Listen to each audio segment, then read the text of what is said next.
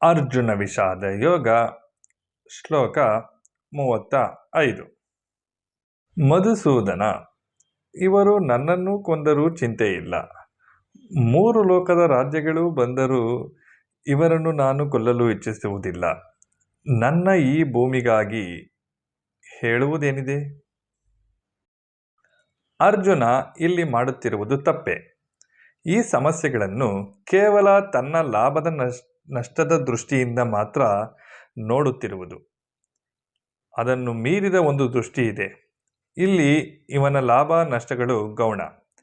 ದೇಶದಲ್ಲಿ ಸತ್ಯಕ್ಕೆ ಮತ್ತು ಧರ್ಮಕ್ಕೆ ಬೆಲೆ ಇದೆ ಎಂಬುದನ್ನು ಅವನು ತೋರಿಸಬೇಕು.